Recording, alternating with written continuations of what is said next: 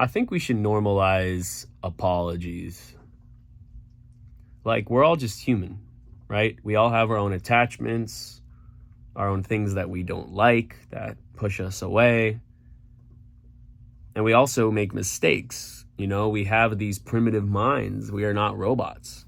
And even robots make mistakes. ChatGPT doesn't always get it right.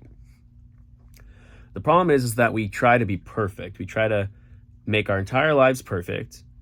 And we try to make every person we interact with perfect. And if things don't go exactly perfect, we get upset and we lose our stuff. We lose our shit. And then that leads to more reactions and more mistakes. Mistakes on both sides. So why don't we normalize apologies? Why don't we just allow people to be wrong sometimes? Why don't we allow for mistakes? And why don't we hold compassion in those moments where we make mistakes? Compassion for ourselves, compassion for the other person. Because if I make a mistake, I can be compassionate for myself. I'm human. But I can also be compassionate for the person that I hurt. And vice versa. If someone makes a mistake and it affects me, I can hold compassion for them being human. And I can hold compassion for myself to go through that mistake, to experience the repercussions of that other person's mistake. See, our mistakes aren't just one-sided. It's not just their fault. It's not just my fault.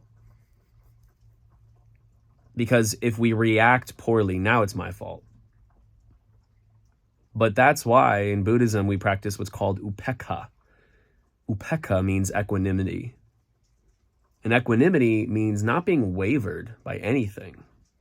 In the Dhammapada, which is one of the most famous teachings of the Buddha, they've collected all of the very prominent teachings of the Buddha. It says, mind is chief. And all of our reality, really, but our mental formations, how we feel, what we experience, all comes from the mind. So what you want to think about is, how am I reacting? Now, with upekkha or equanimity, we use unwaveringness, not being wavered by anything. And also in the Dhammapada, this is described as follows. You can either be the old rickety wooden house on the side of a windy mountain. The wind blows, everything is wiggling and moving, and sometimes it shatters completely. Pieces go flying. Or you can be the boulder, the stone on the side of the windy mountain, sitting peacefully, quietly.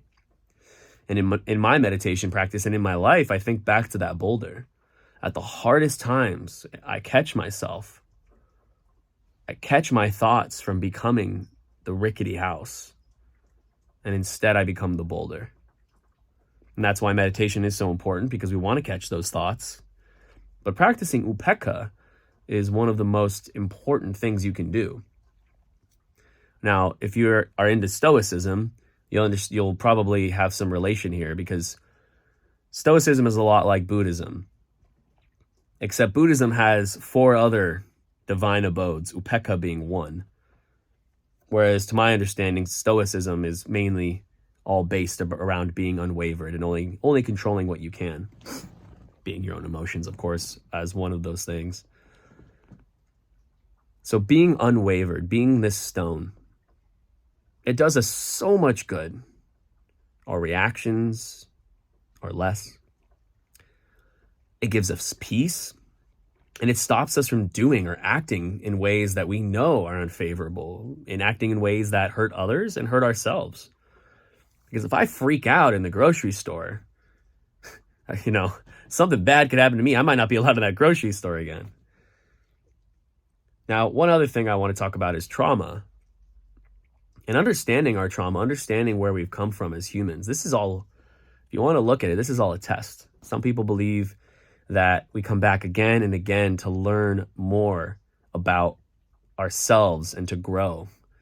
And that when you came back into this body, in this next life, in the life you're currently living, you forget everything that you previously know, to learn again, to start fresh, but also to grow as a soul. And in Buddhism, this is actually very similar. If you're familiar with the work at Dolores Canyon, they talk about these things, but in Buddhism, that's called samsara, coming back again and again and again.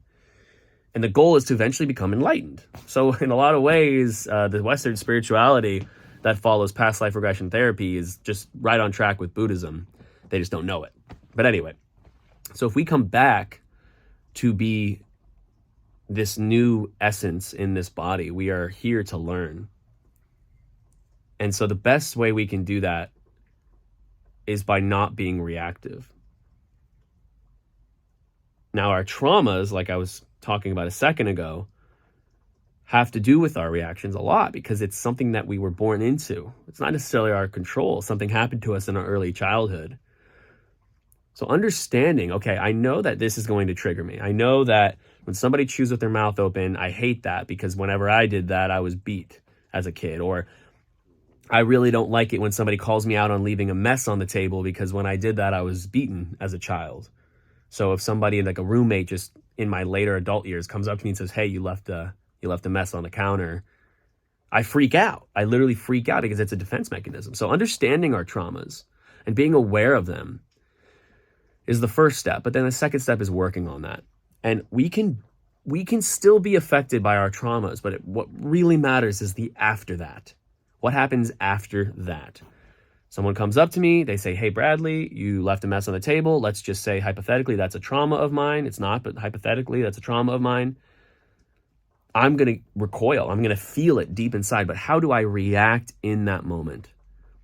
Upekkha, equanimity, being unwavered, will help with this. And there's many different ways to practice upekkha. Taking a cold shower, not reacting. Sitting and meditating, not itching your face when you have an itch during a meditation. There are many different ways to practice upekkha. But the first step is just being aware of our reactions and limiting the gap there. Stopping those reactions when you can, before they happen. So if somebody makes a mess and they call me out on it, or I make a mess, and somebody calls me out on it, and that's a trauma, it might affect me greatly, but how am I acting after? How am I reacting? Am I the rickety house on the mountainside that explodes into a million pieces, or am I the boulder? Even though this is pushing a button that is deep, deep within me, deep in my psyche, deep in my trauma, we have the choice. We have the control. We can understand that is a reaction, a trauma, a feeling that we're having that is not really our fault. It's just something that happened to us that is now there. But what is our fault is our reaction and how we feel after that feeling.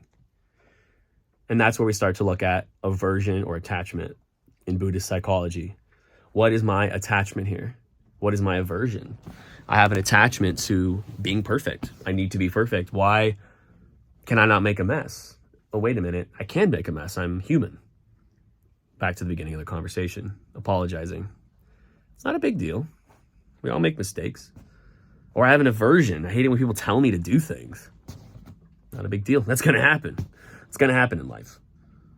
So letting it just be as it is, not as we wish it would be, just allowing that unwaveringness, that upekkha. May you be well today. I hope you found this message helpful. Let's normalize apologizing, yeah?